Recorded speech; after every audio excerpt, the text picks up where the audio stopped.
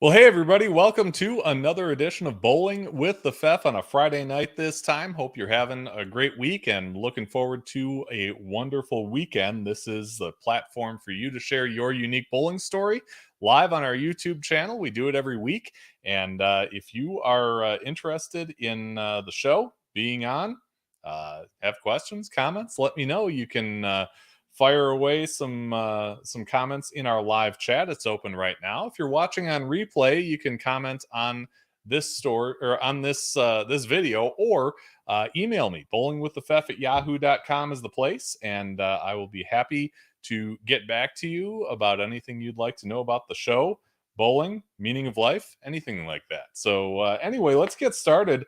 The PBA has rolled out its award winners for the 2022 season. And in news that isn't really news, Jason Belmonte, the 2022 Chris Schenkel Player of the Year, he was named that earlier today.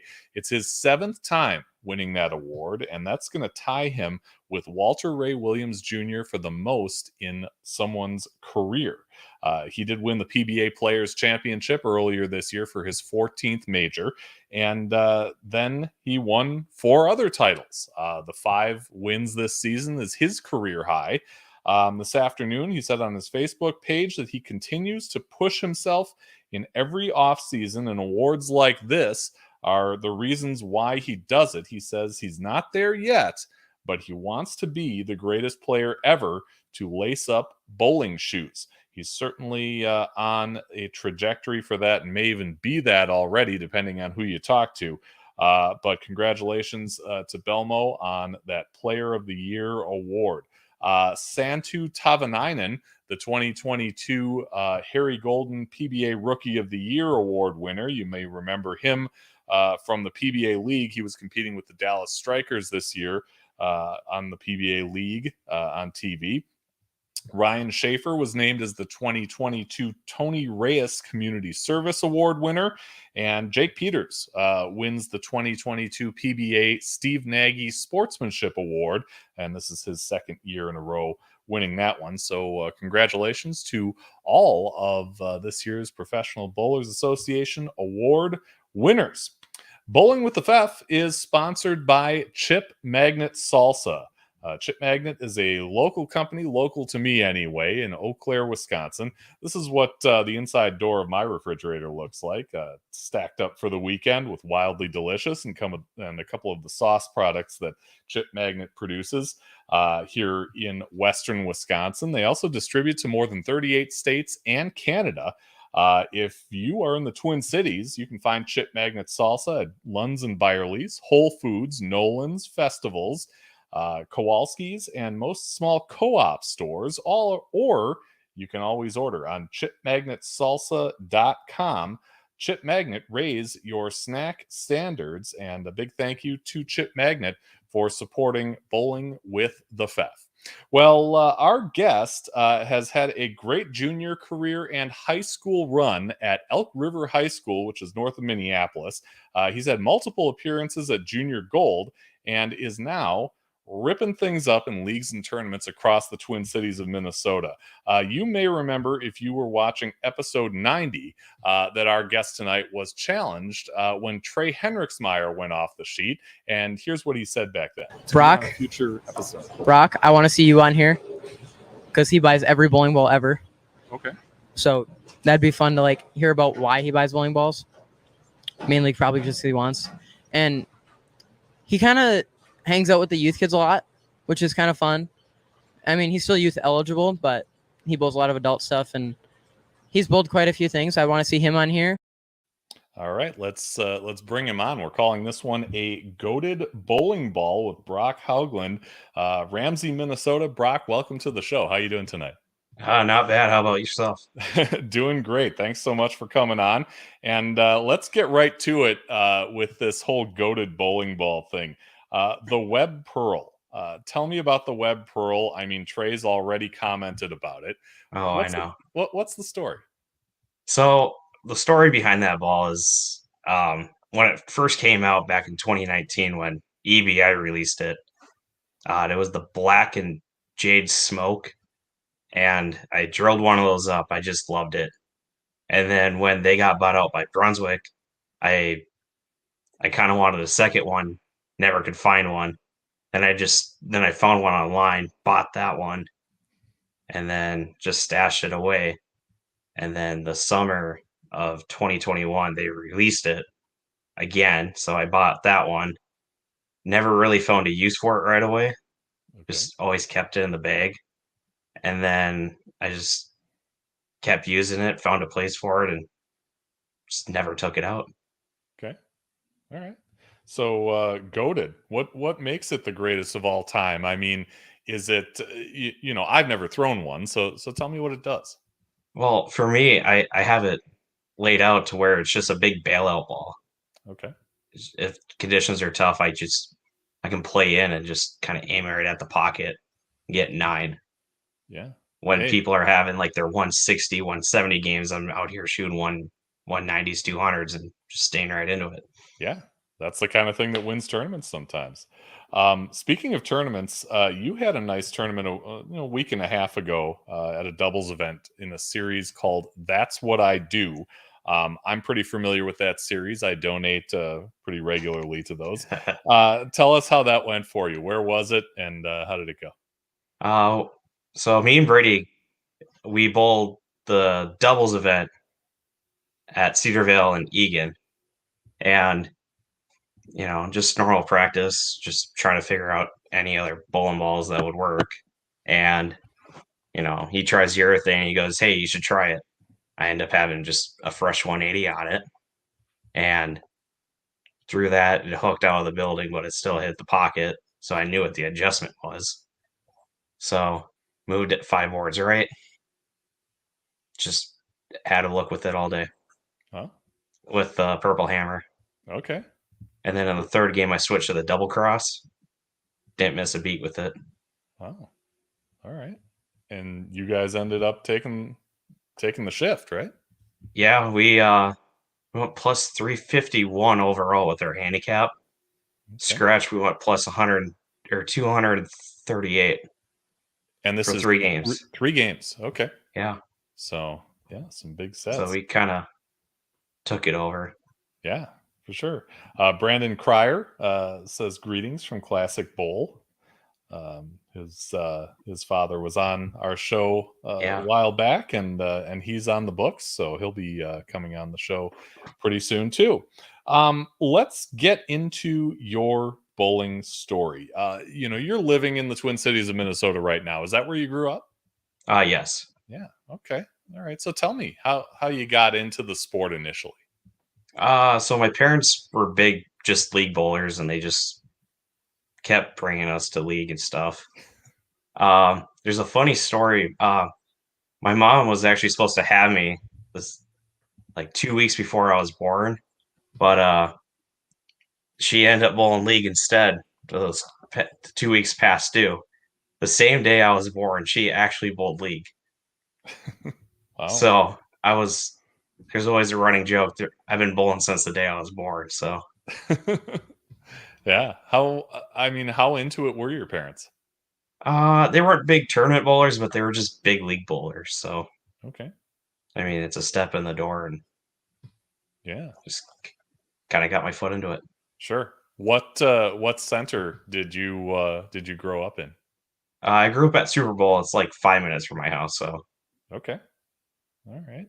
And I'm assuming you get started, you kind of work your way up to the point where you want to get into some kind of organized junior program, right? yeah. So my first year, I bowled juniors. I joined my high school team, and they bowled out of McPete's in Big Lake. So I decided to join the McPete's Junior League program just because it made sense. And did 2 years there. And then I moved over to Super Bowl, met a lot of my friends now there, and just kind of kept there Yeah. since COVID hit and it ended my youth career short by a few months. Yeah. Super Bowl, if I remember, I guess is relatively larger than McPete's. Tell me about the junior program. What was it like there? At Super Bowl, Uh, both of them, I guess. Why not? Kind of tell me about the differences between the two. yeah. So Super Bowl, they had 5-man teams for juniors when I bowled, Mhm. which I mean that's a lot of teams and a lot of people. Yeah. And at McPete's, they only had 3-man teams, so I decided to go with the bigger league. And I mean, both houses were phenomenal. Yeah. Couldn't complain about them. Yeah. Did and you said you kind of got into juniors and high school right around the same time, which Yep. is kind of, I guess, relatively speaking, kind of a late start for a Yeah. lot of the people that you end up competing against. Tell me what you did in those early days to kind of catch up. Well, when I joined junior bowling back in 2014, I just bowled league and just bowled high school and just didn't really care anything much after that. Practiced 2, 3 times a week and then bowled junior league in high school. And then when I moved over to Super Bowl, I met my good friend William Jones. His dad is a very good coach, and Dave Jones, and he taught me most of everything I know now. Yeah. Okay. So, What you know, as you're kind of working with Mr. Jones, what did he do that really kind of stuck with you? well, he told me to keep it slow and just make sure you keep your balance because you can't really repeat shots if you're not balanced. So, kept that. He worked on with me on spares, and from there, just the normal basics on house shot. Then he took me out.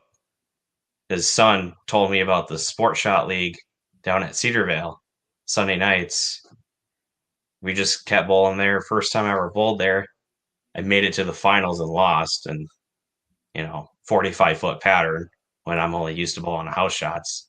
It's a big shell shock. So, Sure. Yeah. What do you remember about trying to kind of maneuver your way around that sport shot? uh, well, I could play straight up, and I was just kind of aiming at the pocket most of the time. And I remember, I think game 4, I shot 245, and that was my highest game on sport for a while. And I ran through the step ladder. Uh, I ran into William, and I beat him kind of a unconvincing way, but I beat him. And then I lost to Cody Larson, who shot 289 the game before. Okay. I was proud of myself. Yeah. Yeah, for sure. Did you end up continuing with that? I mean, did you find it to be a kind of challenge that you wanted more of? Oh yeah, I mean for $12 a week every Sunday, they just put out sport shots, sport compliant patterns. I can't really complain. Yeah. So I just kept going down there, Yeah. just competing, and that's where I kind of got most of my practice in. Sure. Tell me about the high school team. It seems like I've had a bunch of folks on the show that have had high school experience. And what I remember from high school is that was kind of my first experience bowling in Baker system because I had never tried that before. A lot of people in other states have told me, well, we bowled a lot of traditional games in high school. What was it for you guys? We bowled 10 Baker games. There was 2 5-game matches against other schools. We're all in conferences, so we don't travel that far. Okay. Um, just that's how I kind of got started into competitive bowling. Was going through high school. Okay. I didn't do good my first year. I started out in JV, but after that, I was on varsity and anchoring almost every year. Okay. Who else was on those teams that maybe you grew close to? Scott Cable, senior, uh, very good coach. He was my coach my first year, and then his son graduated, so he dropped out. And then Patrick Grant became the coach, and then he kind of gave me a few pointers, and we just kept going. And we went to state 2 years, I believe, that I was on varsity. Okay. Made it all conference twice, I believe. But yeah, it's very competitive now in high school. And in a Baker system format like that, they're judging you on things like fill percentage and strike Yep. percentage, right? Yep. So they got the top 15 goes in the all-state team just based off strike percentage. Doesn't matter if you fill frames or not. It's strike percentage. And you get into an all-conference match where it's the top 6 in each conference that goes on to faces every other conference's top 6 around the state. So that gets pretty competitive. A lot of high scores. Yeah. It's a fun day. For sure. Yeah, Minnesota churns out a lot of great junior bowlers, and a lot of them end up competing in the Minnesota Junior Bowlers Tour. I've mentioned on the show before that I'm one of them that went to those events. Tell me about when you started to get involved in the MJBT. Well, it took me a few years to actually get going in the MJs. Once I started bowling the Cedarville Sweepers every Sunday, I got told I should go bowl the MJs. So I decided to start bowling them. Took me a few years to actually make a cut, but I made a cut. Yeah, it's the competition's pretty intense. Long format. I mean, when I was in it, I remember it was 8 games of qualifying, either 8 or 10 more of match play if you made it. Yeah, they don't do that anymore. Oh, okay. What are they now? If it's top 8, you top 2 seeds have a bye to the step ladder, and then it's 3 versus 8, 4 versus 7, and 5 versus 6. And then winner of those matches go on to a 3-way match. Winner faces the 2 seed in the step ladder. Okay. So, or if it's top 6, they just go straight to the 6-man ladder. So, okay. So, expanded step ladders. yep. You said it took a few years to make a cut. Where was your first cut? I believe it was Texatonka Lanes. Okay. Brandon remembers Cryer. I remember he was like a pair next to me.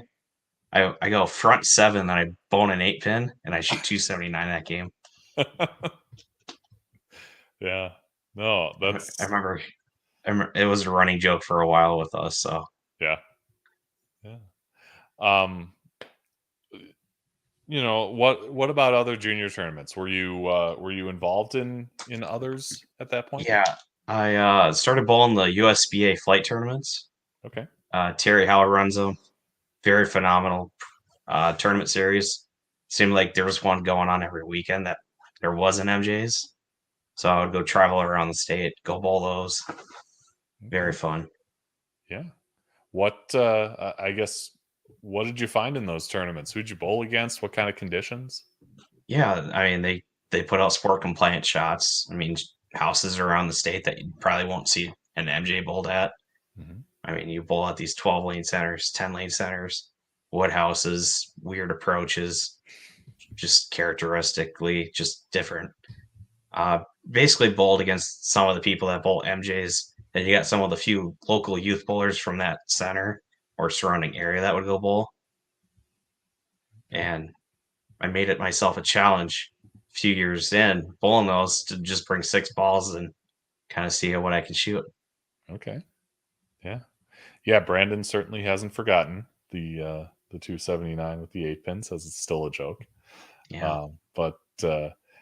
Yeah, I mean that's the kind of stuff that that makes great bowlers relatively quickly. Did you have other siblings or or family members bowling with you as you were kind of coming up through the ranks? I mean, I noticed a couple others with your last name in news articles about the high school team. Yeah. So my sister bowled. Her first year was her senior year of high school bowling. And Okay. then my brother, he bowled all the years he was eligible to go bowl. He graduated last year, so our family's completely out of it. But yeah, he still bowls, and I teach him what I can do, Yeah. and just I try to make him bowl tournaments, but he doesn't really want to. Yeah. My sister bowls once in a while. She likes to go bowl Tech Okay. once in a while. I believe she's going out there next weekend. Oh, all right. Yeah, that's about an hour north of me, so I'm familiar Yeah. with that one. Um, we mentioned early on that that Trae was the one who challenged you for this. Do you remember when you guys first met? I believe so. Uh, believe we met sometime last year at Okay. an MJ, All right. and just kind of kept talking. Yeah. Yeah. He told me in a message exchange that you're a kid at heart, never take anything too seriously, that you love to help others, and very rarely in a bad mood. He says you may get a little upset, but never angry. And, I would think in the heat of battle, in competition, that can be tough to do. I mean, I kind of let my temper get the best of me sometimes. Tell me how you kind of hold it all together and focus at the task at hand. Well, I decided to just never get angry about what I can do. I mean, if I go shoot 170, it might be on me. It might not be. I mean, just all internal, never external problems, and Yeah, just just kind of keep going what I can control and don't let things get to me quick. sure. Um, you also had a couple of junior gold experiences.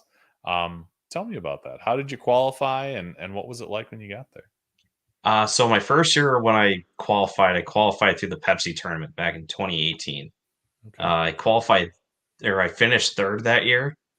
I shot a 760 series and a 690 series, and I Yeah. finished third. It would Oh, probably be good enough to finish first most years, but the yeah. two people who finished ahead of me both shot 800. So Wow. yeah, Okay. so qualified through that, got the spot, went to Dallas. I had a chance my final game, the 16th and final game. I needed to shoot 240. I run the front six, and I go back to back to back splits, and I miss it. Oh, I miss it by like a few pins, and that was the closest I ever got yeah. to the cut. It was Yeah. fun though. Yeah. What? I'd go do it again. I loved going in the side events out there, the Yeah. youth open, the survivor tournament, the shootout. Just it's fun out there. Yeah. What Even makes if, it that way? I mean, is it the challenging conditions? Is it the format? well, it's just something different. I mean, it's just don't bolt, you know, three different shots in one tournament. You don't do that around here, so thought that was fun. And Sure. then uh it's like a mini vacation. I mean, we never thought about going down to Dallas for a vacation, so made an excuse and go down there. Yeah. Yeah. Um, you said you were there. You were at Junior Gold twice. Once in Dallas. Was the other one Michigan? And, yeah, out in Detroit. Okay. Uh, qualified that one before we left for Dallas. Or no, 2 weeks after we came back from Dallas, there's a Cedarville Sweeper Junior Gold qualifier there. By the third game, I was already at 740. The next person I was behind me was like 150 pins. My dad filled out the paperwork and was finished by the time I even finished the fourth game. So it's kind of awesome. Yeah. What about the experience in Detroit? How was that different than it was in Dallas? Well, just different weather. I mean, when we went down to Dallas, it was 120 degrees with just blazing heat. And then you go to Detroit, still hot, but I mean, it's middle of July. I mean, you don't expect much. And then, I mean, between the weather was nice, food was good. I mean, kind of explored what we could in Detroit. But when you have another sibling that comes along that qualifies, most of your time's at a bowling alley. So Sure. And that was your sister? No, that was my brother. It was your brother. Okay. Yeah, he was in the U17 division that year. The only year they ran that division. So, Oh, okay. What was, I mean, tell me about that. What was it like to have your brother there? well, it's kind of annoying because, I mean, you're trying to sleep in because you just got done bowling at 11:30 at night, 12 o'clock, get home, get back to the hotel, and my dad's out the door by 9 a.m. and I either got to go with or stay back and wait till he gets back. Yeah. So I always went with. Yeah. You mentioned that your junior career kind of wrapped up at the start of COVID. Is Yep. What happened there? Were there events that you were supposed to bowl that you couldn't, or? Oh yeah. So I believe the last youth event I ever bowled was the St. Paul Youth City tournament. Brendan remembers this because I technically beat him in the all events scratch division. I will never let him down. Let him hear the end of that one.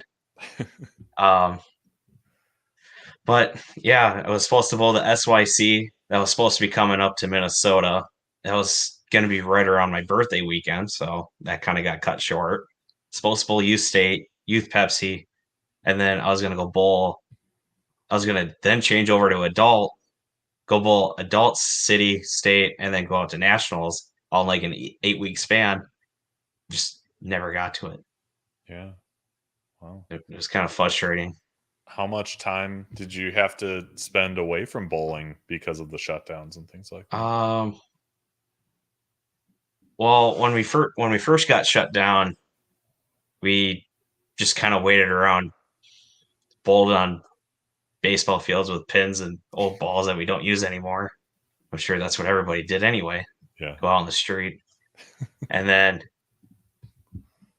we just went over to Wisconsin because they were open. So Yep. got invited one day, and it hurt going back after a 7-8 week layoff. Got to get the calluses back, Mm-hmm. and then from there we just.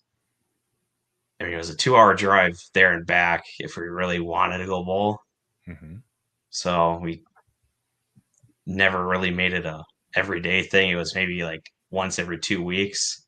Sure. And we waited for Minnesota to get back open. Once they got back open, first thing I did is I went bowling. Was there a particular center in Wisconsin that you went to? We went to Gibby's Okay. out in New Richmond. Yeah.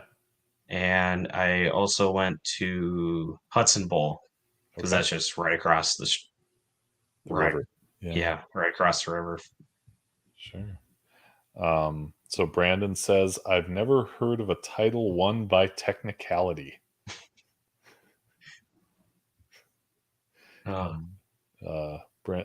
Jonathan NG says, hello, Jonathan. Thanks for joining us live tonight. So, things start opening up, and you, at some point, end up bowling in Central Bowlers Alliance events. Yep. Tell me about, your start with CBAs, and what was that like for you? My start in the CBAs, I mean, I was supposed to bowl the MJ that week or that month, but they decided that they were going to run 2 more events, and I wanted to bowl them. It was bowl 2 events or go join an adult league and then go bowl the CBAs instead. So I started bowling adult leagues. So I joined the CBA and just kind of loved them. 8-game tournaments, hard patterns. Yeah. What was the first house you went to for a CBA? That was, I believe, Cedarville. Okay. I did not do well, but I mean, first tournament back, since COVID, you're not really going to do that great anyway in general. Sure. Yeah, spare shooting was off, everything. Yeah. Yeah. But, over time, you start getting that back. And, how have you done in those events since? So the next event, I believe it was at August. We ended up going to Sunray, and it was a favorable pattern in my favor. I ended up shooting, I believe I was like plus 110 after 2. I was leading the field. And then after that, I don't think I had a game above 200, but I still qualified. Yeah. So then I, bowled the 6 games of match play that we have to do. So you're 14 games in, no re-oil. And I struggled there because I didn't know how to play it. I mean, never been that far in a tournament, 14 games in. I mean, I don't think I had the right equipment with, just nothing matched up. I mean, I think I got dead last in the match play after being first at a time. So, yeah. But you learn from stuff like that, right? Yeah. That's why you buy new bowling balls. There you go. August of 2020, you go 300, 804, 3 and 8 for the first time. Tell me about that. Which center were you at, and what do you remember? I was at Flaherty's. I decided to only join that league because it was kind of the only league that opened, and it was an adult league. So I, bowled a trios league there. It's all scratch, highly competitive bowlers, and just kind of the only thing going on during the week that was bowling related that happened. I think we got bowling as we were open 2 days, and that league was already full. They had a buy team. Wow. I didn't know about that league really, so I put together 2 random people, and we just bowled and got to the season end. We were kind of in the middle of the pack. I mean, it was position around, and just got a new ball drilled, so I decided to go throw it. Just, kind of learned or put out what I learned throughout the season, and just kind of throw where I wanted to. Started off okay. I mean, 504 after 2. I was joking with my teammates and go, hey, I just need the front 11 and 6 for 800. No, that's easy, right? I started off with the front 4 that I'm like, 7 more to go. I just kept joking with them the entire time. I think there's 2 shots in there I threw back-to-back messengers on. And I got up there on the 10th shot, because I knew the 10th shot was important. I got up there, I aced it off my hand, 10 back. Then the 11th shot, I got really nervous because I'm like, this is for 800. I'd rather have an 800 instead of a 300 because 300s happen more often than 800s. Mm-hmm. So I was like, just hit it at the bottom. So I made sure I hit it at the bottom. I got all 10 back. And then from there, I was like, all right. I'm like, just need at least 6. So I moved two right to make sure I can get it to check in the oil. It was dead flush. Wow. So within like 10 weeks of being adult, I shoot my first 300 and 800 in the same set. It's a heck of a way to do it. Yeah. And I believe it was that same weekend. That's where that CBA was. Okay. When I went plus 110 and then completely crapped the bed. But I cashed. Yeah, for sure.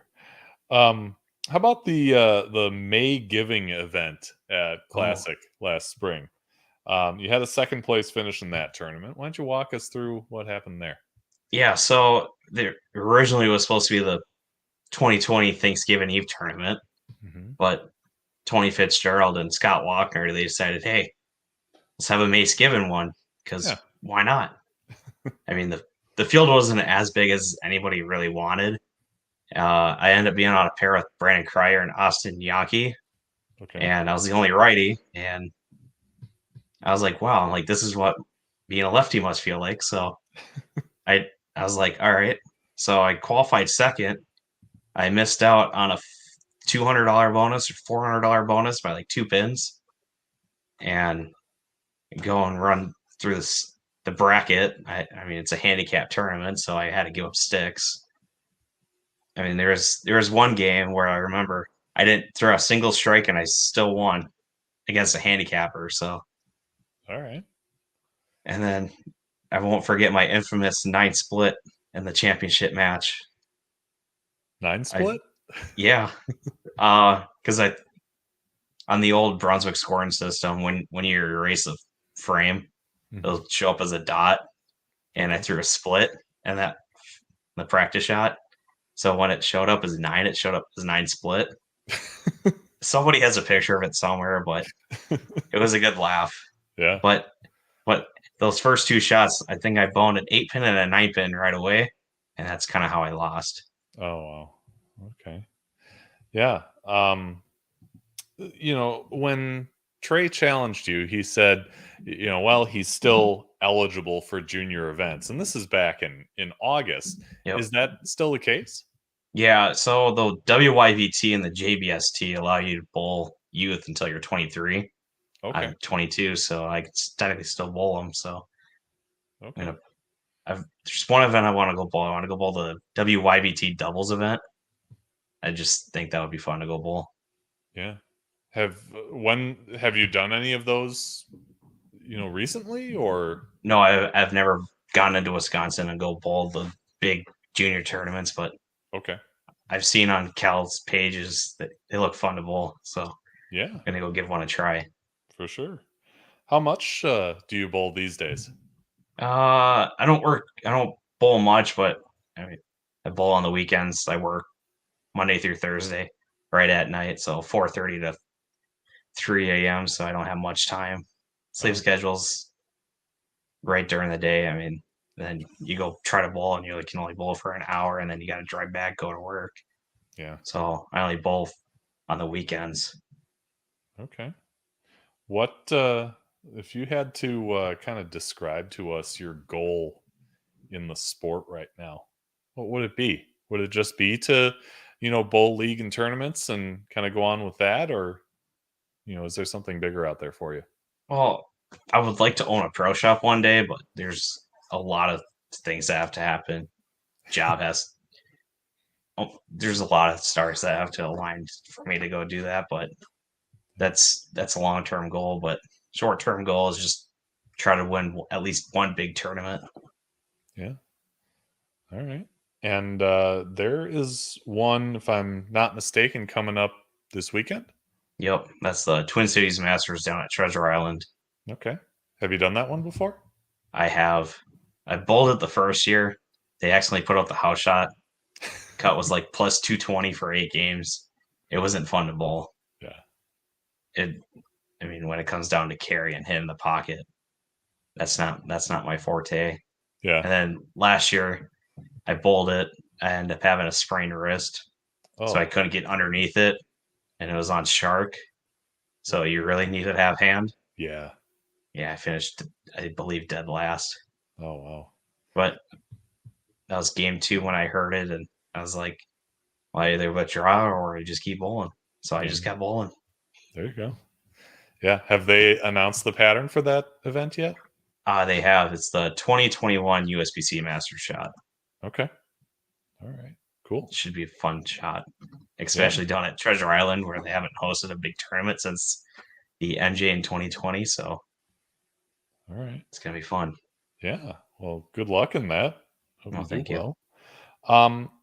As we've done in these shows before, and you've seen, we do this thing called Off the Sheet, where we have you challenge somebody else to come on the show. It doesn't have to be the greatest bowler in the world, but someone who is passionate about the sport, has their own unique story to tell. So tell me, Brock Haugland, who would you like to challenge to be on a future episode of Bowling with the Fef? I would like to see Dawson Peterson on one of these. Okay, and how come? He's a very up and comer youth bowler. Goes out and bowls the PBA juniors. Just won a big Iowa youth tournament for $1,000. Few MJ titles, but the one thing he can't do is beat Zach Andreessen in a 1-game match. All right. Well, Dawson, if you are watching and are interested in taking Brock up on this challenge, let me know. You can find me on Facebook. I'm Andrew Pfeffer, or email me bowlingwiththefef@yahoo.com. I would love to make that happen.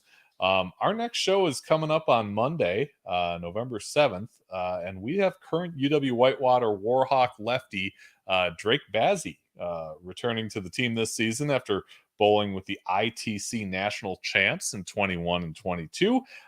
He'll come on. We'll talk about how things are going with this year's team and what got him to this point on Monday.